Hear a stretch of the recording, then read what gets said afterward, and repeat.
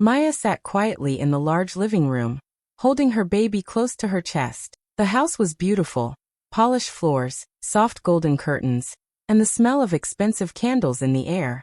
But to Maya, it no longer felt like home.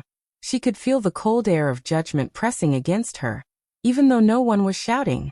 Mrs. Benson, her mother-in-law, sat on the couch like a queen on her throne. Her voice was calm but sharp as she said, "You're just a guest here, Maya. Don't forget whose house this is." The words cut through the silence.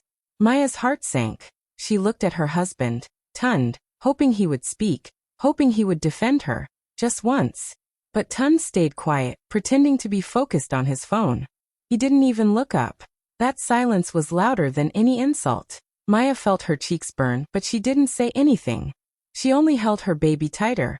The little girl stirred in her arms and looked up at her with wide, innocent eyes. It was almost as if she could sense her mother's pain. Mrs. Benson sipped her tea slowly. "In this family, respect is earned, not given," she added with a smile that didn't reach her eyes. Maya wanted to scream. She wanted to tell her that she had done everything. Cooked, cleaned, supported Tund when he had nothing. She had given up her own dreams so her husband could build his career. But what was the point? No one in that room would listen. The clock ticked loudly. Each second felt heavier than the last. Tund finally stood up. "We should get ready," he said flatly. Maya blinked. Ready for what? He didn't answer. He just glanced at the baby and walked out. Outside, a car horn honked, the driver waiting to take them to court. Maya felt her stomach twist. Today was the day. The divorce hearing. The day that would decide her future. She looked around the living room one last time. Every piece of furniture, every photo on the wall reminded her of what she had built, and what she was about to lose. Mrs. Benson stood and adjusted her shawl. "I told Tund this would happen," she said softly. "You were never meant for this family." Maya met her gaze for the first time that morning. Her eyes were tired, but there was strength behind them. "Maybe not," she said quietly. "But I was meant to stand for myself." Mrs. Benson frowned, but before she could reply, Maya turned away and walked toward the door. Her baby was asleep in her arms now, peaceful, unaware that her mother's world was falling apart. As the car drove off toward the courthouse, Maya's reflection stared back at her in the window. She could see the woman she used to be, gentle, trusting, full of hope. But today, she felt something new stirring inside her. A quiet fire. When the car stopped, Maya stepped out and entered the courtroom. The judge was already seated, papers in hand. Tund was across the room, his lawyer whispering in his ear. Maya's heart pounded. The judge cleared his throat and began to speak, but before the verdict could be read, her mind drifted back to how it had all begun. When Maya first met Tund, she thought she had found her forever. He was kind, gentle, and full of dreams. They met at a friend's wedding, and from that moment, it felt like their lives were meant to fit together. Tund talked about building his own law firm, and Maya, who worked in a bank at the time, admired his passion.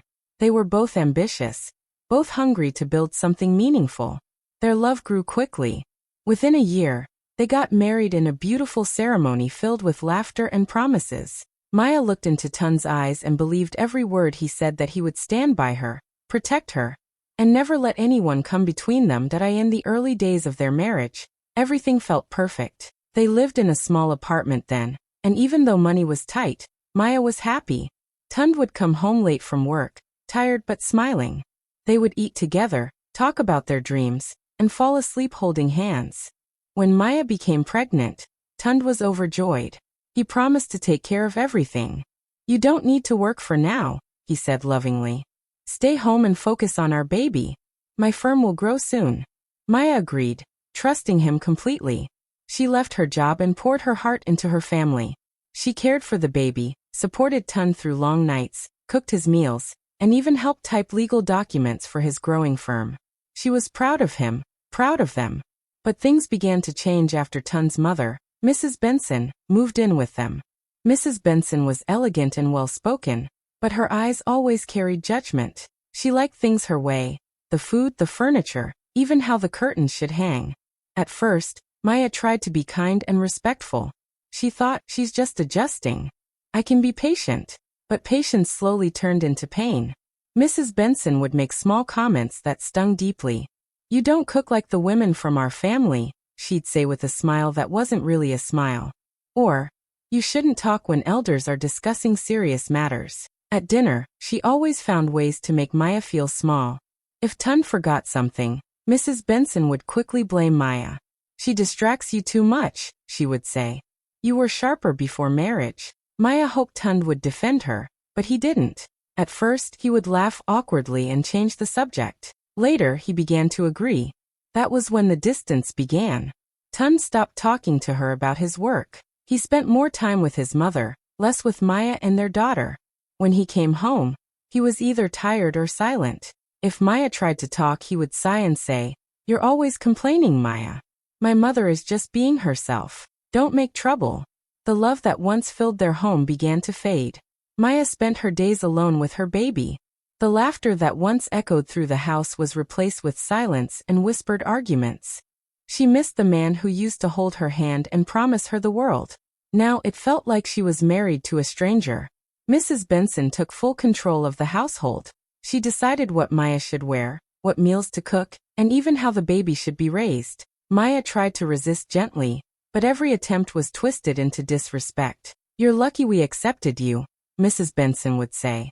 "If not for Tund's kindness, you wouldn't be here." Sometimes, Maya would lock herself in the nursery, watching her daughter sleep. The baby's little hand gripping her finger reminded her of what mattered most. That tiny girl gave her strength when everything else felt lost. One night, after putting her baby to sleep, Maya walked toward the kitchen to get some water. As she passed the living room, she heard voices. She recognized Tund's, calm, low but serious. Then came Mrs. Benson's sharp tone. "She's not fit for this house," Mrs. Benson said. "I told you from the start, Tund. She's weak. She has no class. You need a woman who can stand beside you in society." Maya's heart pounded. Tund didn't respond at first. Then slowly he said, "Maybe you're right, Mother. I've tried to make it work, but she's not the same anymore. I'll handle it soon." Maya froze. Her knees went weak. She couldn't believe what she was hearing. The man she had given everything to, her love, her trust, her sacrifices, was planning to throw her out. Tears filled her eyes, but she covered her mouth to keep from making a sound. She turned and walked back to her room, holding her chest as if her heart might break apart. She looked at her sleeping daughter, peaceful and unaware, and whispered, "It's just you and me now." In that moment, Maya knew something inside her had changed. She wouldn't cry forever. One day, she would stand again, stronger than ever. One evening, Maya came back home after visiting her sister.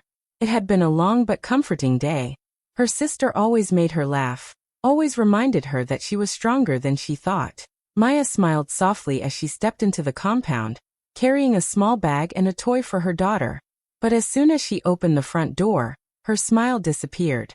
The house was quiet, too quiet. Then she saw them. Her clothes were folded neatly into boxes near the door.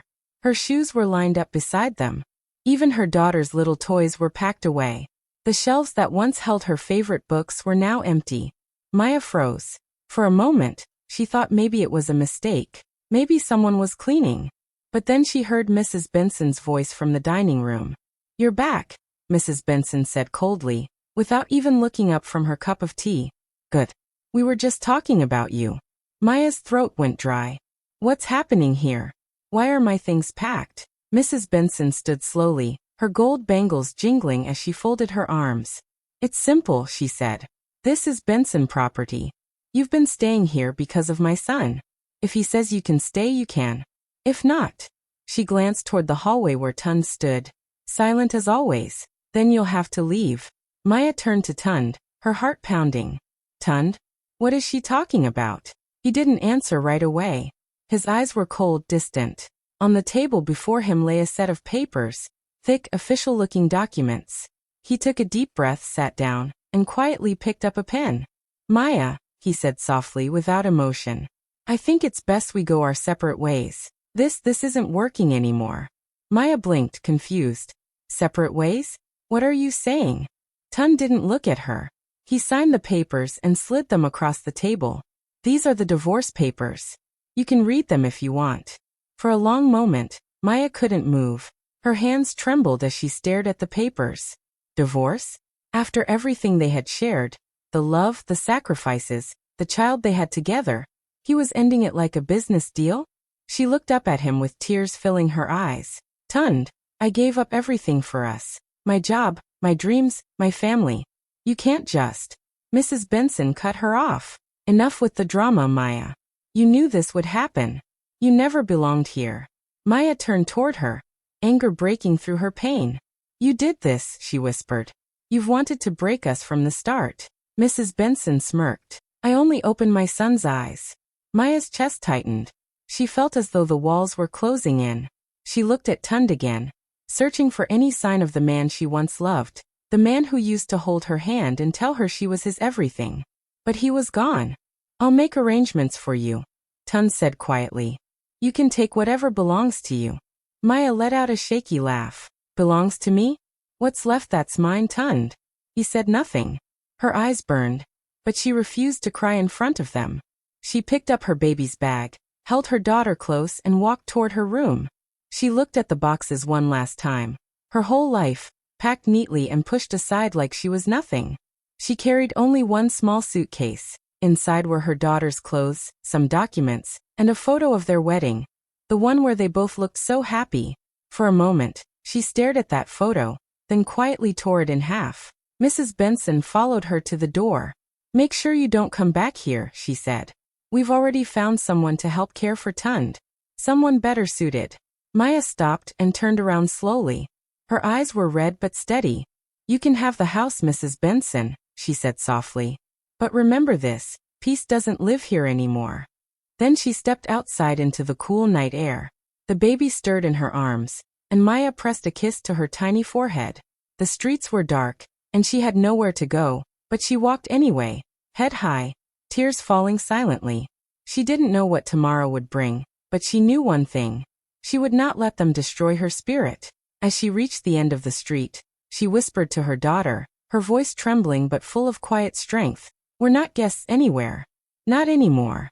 And under the dim streetlights of Lagos, Maya disappeared into the night, broken but unbowed, ready to start a new chapter of her life. Life changed completely for Maya after that night. She now lived in a small one-bedroom apartment on the edge of Lagos, far away from the big house that once carried her dreams. The walls were cracked, the roof sometimes leaked when it rained, but it was hers. There were no cold stares, no harsh words, only silence, her baby's laughter, and the sound of her own breathing. Each morning, she woke before dawn to prepare for work. She had found a job as a receptionist in a small travel agency. The pay was low, but it was something. She would dress neatly, drop her daughter off at a nearby daycare, and walk to the bus stop, clutching her worn handbag. Every naira she earned mattered. Some days, she barely had enough for food, but she never complained. She smiled for her daughter's sake. Little Zara was growing fast, full of light and laughter, unaware of how hard her mother was fighting just to keep going.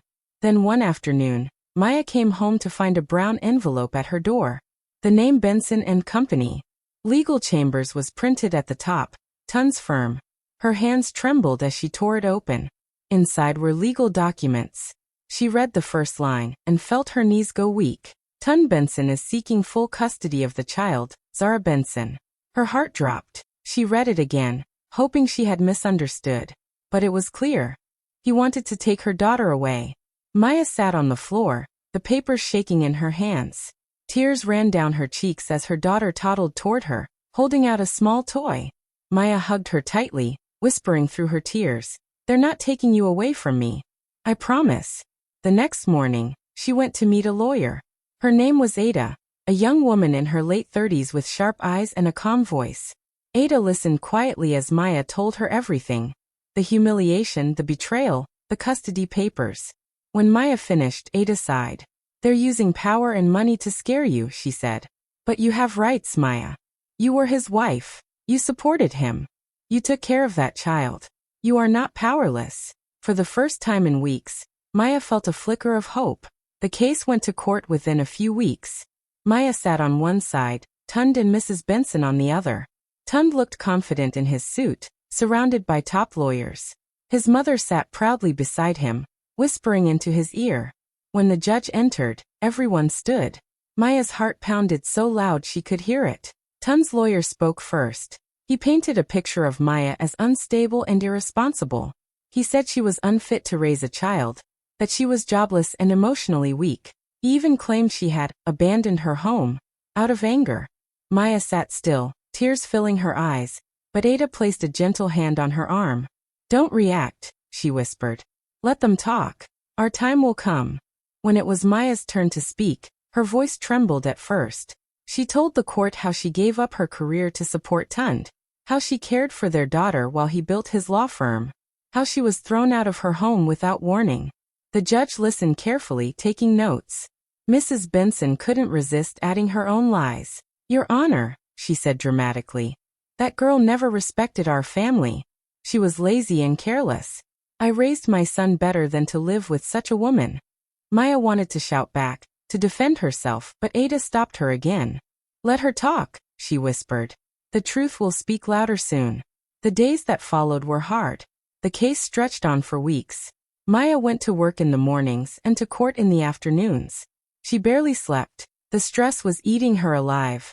There were nights she cried quietly, afraid her daughter might wake up and see her tears. But something was changing inside her. The fear that once controlled her began to fade.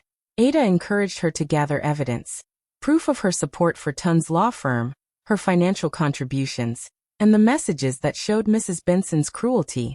Slowly, Maya started to fight back. She found old bank statements that showed she helped Tund pay rent during his early years. She printed out emails she sent to clients when she helped him from home. She gathered photos of herself at his office events, standing beside him, pregnant but still working. One evening, while organizing her files, Maya received a message from a former employee of Tund's firm. The woman said she had overheard Mrs. Benson telling someone that they would make Maya look crazy in court. The woman offered to testify. Maya thanked her with tears in her eyes. For the first time, people were starting to see the truth. Outside the courtroom, things grew uglier. Mrs. Benson spread lies in their social circle, telling everyone Maya had been a bad wife and an unfit mother. Old friends stopped calling. Neighbors whispered when she passed, but Maya kept her head high. She had no time for gossip, only for justice. In court, Tund avoided her eyes. Sometimes she caught him looking at their daughter during breaks, a flash of guilt crossing his face, but his pride wouldn't let him admit he was wrong. He was fighting not for love, but for control. One day, after a particularly harsh hearing, Maya broke down outside the courthouse. She sat on the steps, crying quietly. Ada sat beside her and said, "You're stronger than you think, Maya. They've built their lives on lies. We're building ours on truth. It just takes time." Those words stayed with her. Over time, Maya's sadness turned into determination.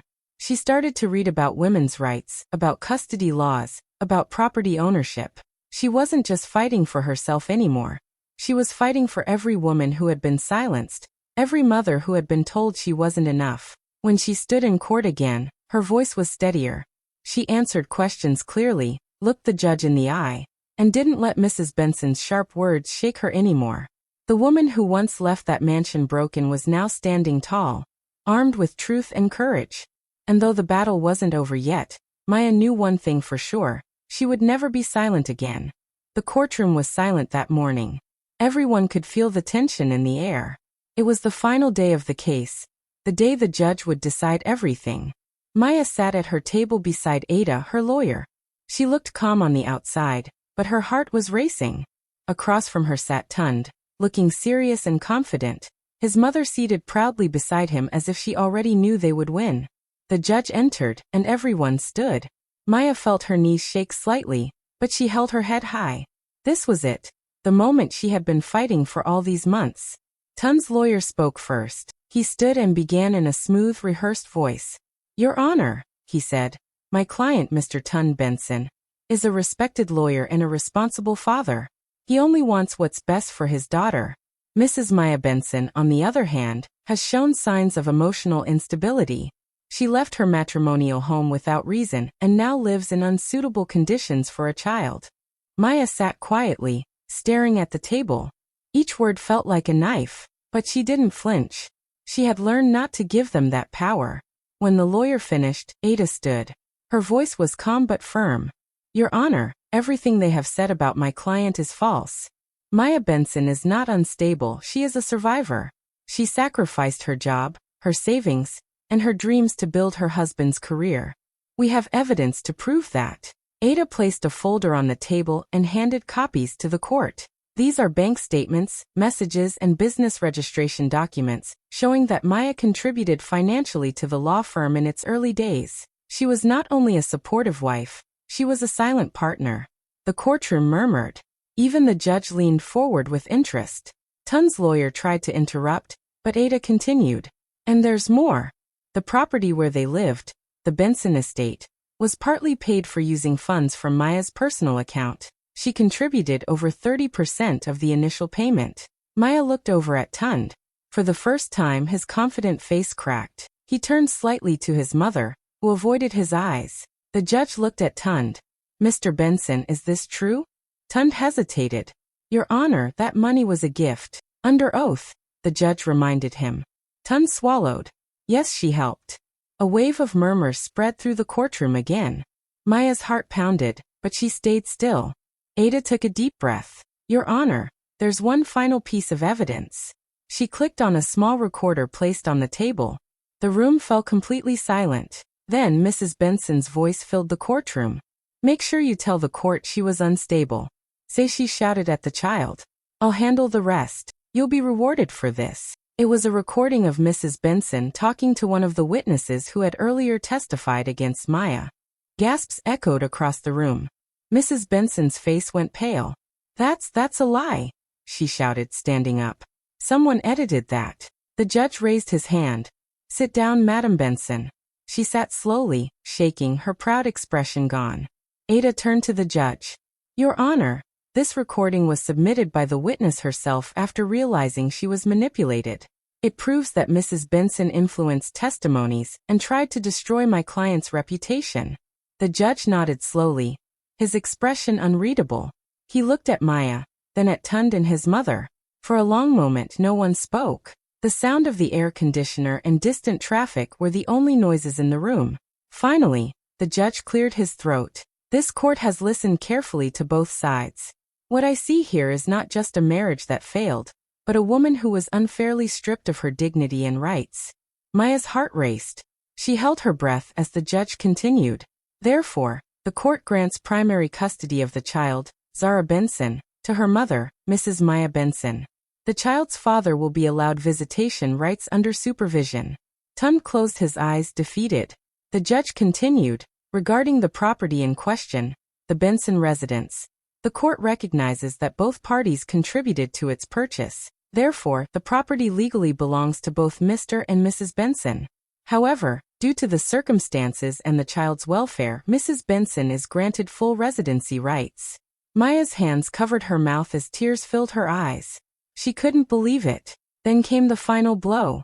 The judge looked directly at Mrs. Benson and said firmly, Madam Benson, you told this woman she was just a guest in your house. Let me make this clear. She is not a guest. She is a co-owner.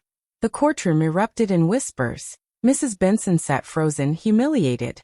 Her face turned red, and she lowered her head, unable to meet anyone's eyes. Tund rubbed his forehead, his pride completely shattered. For once, he had nothing to say. Maya sat silently, tears rolling down her cheeks. Ada placed a gentle hand on her shoulder and smiled. You did it, she whispered. The judge stood. This court is adjourned.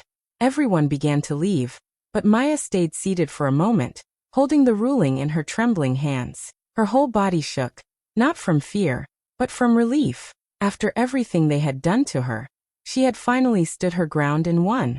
As she walked out of the courtroom, the reporters outside began asking questions. Flashing cameras surrounded her, but she didn't stop to answer. She just smiled through her tears, holding her daughter tightly. Behind her, Mrs. Benson avoided the press, covering her face with her shawl. Tund walked beside her, silent and defeated. The power they once held was gone. Maya stepped out into the sunlight. For the first time in a long while she felt free. The fight had been painful, but it had given her something priceless. Her dignity, her voice, and her strength. She looked down at her daughter, who was smiling brightly, and whispered, We did it, my love. We're finally home.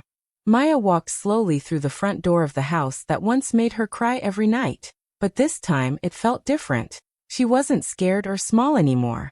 She stood taller, holding the keys in her hand, her name now written on the ownership papers.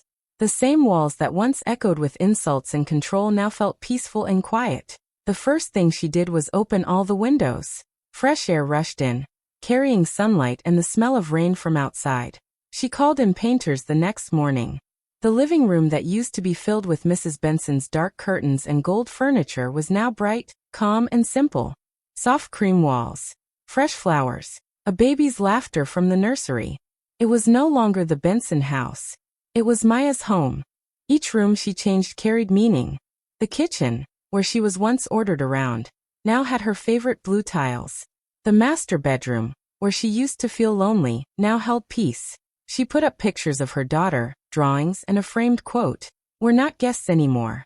Tund came one evening, quiet and nervous. He stood at the gate for a long time before she opened it. He looked thinner, tired, his pride broken. "Maya," he said softly, "I don't expect forgiveness. I just wanted to see her, to see both of you." Maya watched him for a moment, her heart calm but steady. She let him in, watched him kneel beside their daughter's toy box. He looked up at her, tears filling his eyes. "I lost everything," he said, voice shaking. "My firm, my peace, you." "I didn't take anything from you, Tund," Maya said gently. "You gave it away." He nodded, unable to meet her eyes. "Do you think we could ever start over?" Maya smiled softly, but there was no hesitation in her tone. "No, Tunde. Some things end so new ones can begin." He wiped his face, whispered goodbye to their daughter, and walked out, the gate closing quietly behind him. Mrs. Benson didn't visit again. Word spread that she had left for London to stay with her sister. No one heard from her much after that. Some said she regretted everything, others said she didn't. But Maya no longer cared. She had spent too many nights crying over people who didn't deserve her tears. Months passed. Maya joined a women's foundation started by her lawyer, Ada. Together, they helped women facing domestic control, unfair divorces, and legal battles. Maya shared her story, not to seek pity, but to give hope. Her calm, steady voice inspired many. At home, her daughter grew happy and strong, her laughter filling the house like music. Sometimes Maya would sit by the window at night, looking at the lights of Lagos and whisper, "We did it." The pain didn't disappear overnight, but it no longer ruled her life. Maya had become everything she once thought she couldn't be. Strong, free, and full of peace. She no longer needed to prove her worth. The world could call her whatever it wanted, wife, mother, or guest. But she knew the truth. She was home. Night had fallen softly over Lagos. The house was quiet except for the gentle hum of the ceiling fan, and the sound of Maya's daughter breathing. Maya walked into the little girl's room, holding a small blanket. The light from the hallway cast a warm glow on the pink walls and tiny toys scattered on the floor. She smiled as she tucked her daughter in, brushing a loose curl from her forehead. The child stirred and whispered sleepily, "Mama, are we safe now?" Maya's eyes filled with tears, but they were tears of peace, not pain. She leaned close and whispered, "Yes, my love. This is our home. No one will ever take that from us again." Her daughter smiled faintly in her sleep, and Maya stayed there for a moment, watching her breathe, feeling her heart finally calm after so many storms. As she stood up and turned off the light, her eyes fell on the framed paper on the wall, the official court ruling. The bold letters read, "Custody, granted." Beneath it was her full name, Maya Benson, signed and sealed. She touched the frame gently, her fingers trembling slightly. That paper was more than a document. It was her freedom, her dignity, her proof that truth and strength could win, even against power and cruelty. She walked to the balcony, looking out at the city lights sparkling in the distance. A cool breeze brushed her face. For the first time in years, she felt light, like the world had given her back everything she lost. Maya smiled softly, whispering to the night, "We're finally home." The camera of life, if it could see her, would catch that quiet smile, not of victory or revenge, but of peace. A woman who had been broken, now whole again. A mother, a fighter, finally at rest. Hi besties. Sparkling Heart, thank you so much for watching till the end. If you enjoyed this story, don't forget to like, drop a sweet comment, and subscribe for more powerful stories. See you in the next one. Bye. Waving hand sparkles.